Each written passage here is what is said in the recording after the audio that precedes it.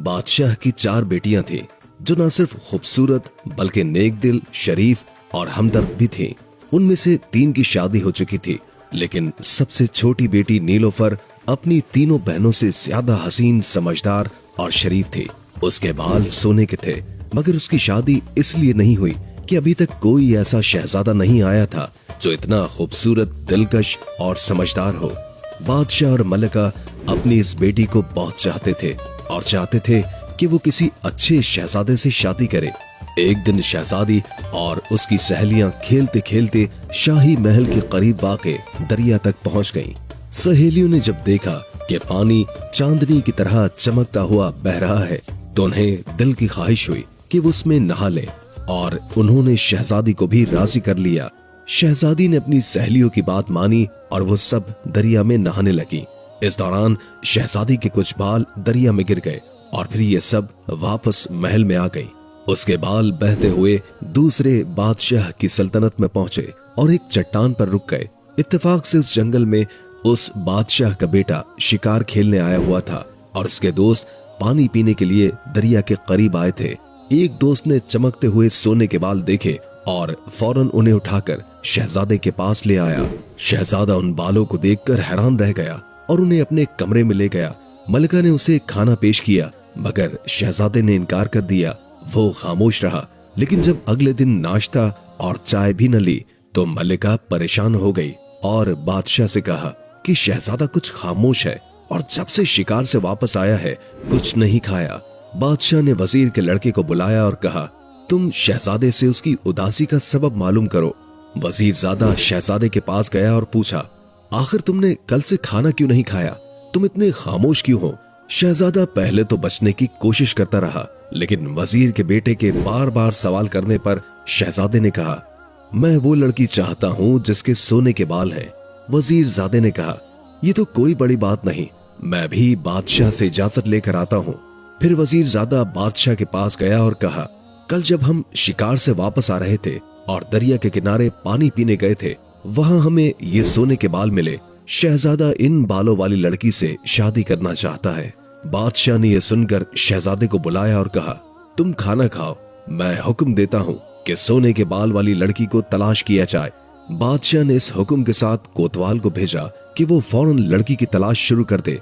कोतवाल ने हुक्म मिलते ही सिपाहियों को मुख्तलिफ इलाकों में रवाना कर दिया, मगर 1 हफ्ते तक सोने के बालों वाली लड़की का कुछ पता न चला। शहजादे को जब मालूम हुआ तो बीमार पड़ गया। बादशाह शहजादे की बीमारी से परेशान हो गया और ऐलान कर दिया कि जो कोई भी सोने के बालों वाली लड़की का पता बताएगा उसे भारी इनाम दिया जाएगा। इनाम की लालच में बहुत से लोग तलाश शुरू कर गए, मगर लड़की का कोई सुराग न मिला और शहजादे की हालत खराब होती गई। आखिरकार बादशाह ने वजीर से कहा, अगर 1 महीने में सोने के बालों वाली लड़की का पता न चला तो मैं तुम्हें सजा दूंगा। वजीर ने ये सुना तो अपने घर आकर कहा, अब मेरी मौत करीब आ गई है, लेकिन मुझे यकीन है कि मैं सोने के बालों वाली लड़की का पता खुद लगा लूंगा। आखिरकार वजीरजादे ने एक चूड़ियां बेचने वाले का रूप धार लिया और दरिया के किनारे चलना शुरू कर दिया। जहां भी कोई गांव आया वहां जाकर चूड़ियां बेचता और चूड़ियां ले लो की आवाजें लगाता। गांव की लड़कियां जब ये आवाजें सुनती तो बाहर आ जाती। वजीर हर लड़की के बाल भी देखता। 20 दिन गुजर गए, मगर उसका कोई सुराग न मिला और वो परेशान हो गया कि अब उसका कत्ल हो जाएगा। वो जल्दी से सफर करता रहा और आखिरकार शहजादी नीलोफर के शहर पहुंचा। वहां भी चूड़ियां बेचता रहा, लेकिन किसी को भी सोने के बालों वाली लड़की का पता न मिला। जब वो चूड़ियां बेचता तो हर लड़की से यही सवाल करता, हमारे मुल्क में एक लड़की है जिसके सोने के बाल हैं, क्या तुम्हारे यहाँ भी ऐसी लड़की है? लड़कियां सर हिलाकर जवाब देती थीं कि वो इस बारे में कुछ भी नहीं जानती।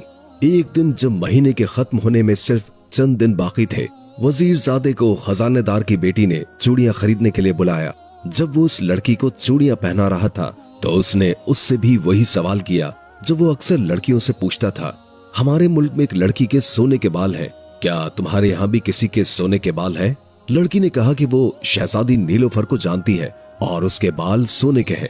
वजीरजादा ये सुनकर बहुत खुश हुआ, लेकिन उसने फौरन कहा, ये गलत है, शहजादी के बाल सुनहरी होंगे, सोने के नहीं हो सकते, तुम गलत कह रही हो। लड़की ने गुस्से में कहा, मैं झूठ नहीं बोल रही हूँ, वजीरजादे ने जवाब दिया, और नहीं तो क्या। इस पर लड़की मजीद गुस्से में आई और कहा, अगर मैं तुम्हें शहजादी के सोने के बाल लाकर दिखा दूं तो? वजीरजादे ने फौरन कहा, अगर तुमने शहजादी के सोने के बाल दिखा दिए तो मैं तुम्हें ये कीमती चूड़ियां मुफ्त दे दूंगा, लेकिन अगर तुम गलत निकली और शहजादी के बाल सोने के ना हुए तो तुम्हें मुझसे शादी करनी पड़ेगी। लड़की ने ये शर्त कबूल कर ली। वजीरजादा वहां से चला गया। लड़की शाम को शहजादी के पास गई और बातों के दौरान चुपके से एक बाल तोड़ लिया। फिर शहजादी से इजाजत लेकर घर वापस आ गई। अगले दिन वजीरजादा जब चूड़ियां बेचते हुए लड़की के घर के करीब से गुजर रहा था तो लड़की ने उसे बुलाया और शहजादी के सोने का बाल उसके सामने रख दिया। देखो, अब यकीन आया? लड़की ने कहा। वजीरजादा मुस्कुराकर बोला, वाकई तुम सच कहती थी, तुमने शर्त जीत ली, अब ये सब चूड़ियां तुम्हारी हैं। लड़की ने चूड़ियां अपने पास रखी और वजीरजादा फौरन वहां से रवाना हो गया। उसने एक घोड़ा खरीदा और अपने मुल्क की तरफ रवाना हो गया, क्योंकि महीने के खत्म होने में सिर्फ 2 दिन ही बाकी थे और उसका शहर यहाँ से बहुत दूर था। वजीरजादा दिन रात घोड़ा दौड़ाता रहा, लेकिन शहर काफी दूर था। उधर महीना खत्म हो गया और बादशाह ने वजीर को बुलाकर पूछा, क्या तुमने सोने के बालों वाली लड़की का पता लगा लिया? बेचारा वजीर बोला, वजीरजादा खुद उसकी तलाश में गया है। बादशाह गुस्से में आ गया और कहा, महीना पूरा हो चुका है और शहजादा सख्त बीमार है, उसके बचने की कोई उम्मीद नहीं रही और तुमने अभी तक कुछ नहीं किया, इसलिए आज तुम्हें कत्ल कर दिया जाएगा। बेचारा वजीर रोता हुआ बादशाह से मिन्नतें करता रहा, लेकिन बादशाह ने गुस्से में कहा, ये नामुमकिन है। शाम के 4 बजे एक बड़े मैदान में सब लोग जमा हो गए। वजीर को पकड़कर उसके हाथ को बांधकर बिठा दिया गया।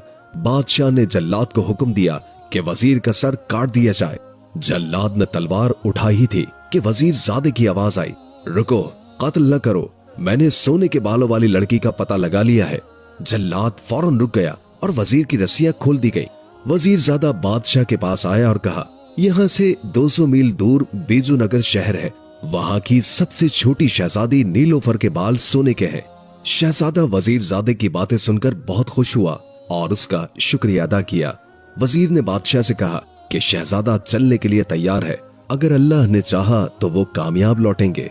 बादशाह ने इस बात पर तैयारी का हुक्म दिया और एक कासिद रवाना किया कि वहां के बादशाह को उनकी आमद की इत्तला दे। चंद दिनों के बाद बादशाह और सल्तनत के बड़े लोग शहजादे के दोस्त वजीरजादे के साथ शहजादी नीलोफर के शहर की तरफ रवाना हुए। ये लोग आराम से सफर करते हुए 12वें दिन शहजादी के शहर में पहुंचे। चूंकि कासिद ने आमद की इत्तला दे दी थी, इसलिए मुल्क के बादशाह ने बड़ी धूमधाम के साथ उनका इस्तकबाल किया और उन्हें आराम से ठहरा लिया। दूसरे दिन बादशाह ने शहजादी नीलोफर से कहा, अब तुम हमें अपनी शराइत बताओ। शहजादी ने जवाब दिया, आप आज दरबार भरें, मैं शहजादे से सवालात पूछूंगी। इसके बाद शहजादी अपनी सहेलियों के साथ कुर्सी पर बैठी और शहजादा कीमती तख्त पर बैठा। दरबार में सल्तनत के बड़े लोग भी मौजूद थे।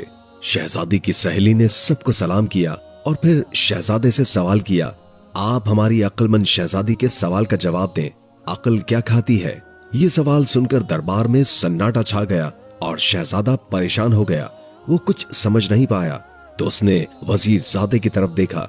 वजीरजादे ने आंखों से इशारा किया। शहजादे ने उसे समझकर कहा, तुम अपनी शहजादी से कहो कि ये सवाल बहुत ही मुश्किल है और मुझे 1 दिन की मोहलत दे ताकि मैं इसका जवाब सोच सकूं। शहजादी की सहेली वापस गई और फिर आकर कहा, शहजादे को 1 दिन की मोहलत दे दी गई है। ये सुनकर बादशाह ने दरबार बर्खास्त कर दिया और सब अपने अपने घरों को रवाना हो गए। रात को बादशाह, शहजादा और दूसरे लोग मेहमान खाने में सो रहे थे। शहजादे ने वजीरजादे से पूछा, इस सवाल का क्या जवाब दूं? वजीरजादा खुद परेशान हो रहा था और कहा, अभी तक मुझे कोई जवाब नहीं आया। रात वजीरजादे ने सोचा, लेकिन कोई हल न मिला। सुबह हुई, सबने नाश्ता किया और फिर सो गए। खाने का वक्त आया मगर जवाब अभी तक नहीं आया। फिर चाय के बाद बादशाह के दरबार में बुलाया गया। बादशाह और उसके दरबारी दरबार में पहुंचे, लेकिन शहजादा गमगीन होकर बड़ी मुश्किल से उठा। वजीरजादा कमरे में बैठा था। जब शहजादा उसे लेने गया तो वजीरजादे की आंखों में आंसू थे। शहजादे ने बड़े अफसोस से पूछा, वजीर साहब, आप इतने गमगीन क्यों हैं? वजीरजादा फौरन दौड़कर शहजादे से लिपटकर मुस्कुरा दिया। शहजादे ने पूछा, तुम्हें खुशी किस बात की हुई? वजीरजादे ने चुपके से शादी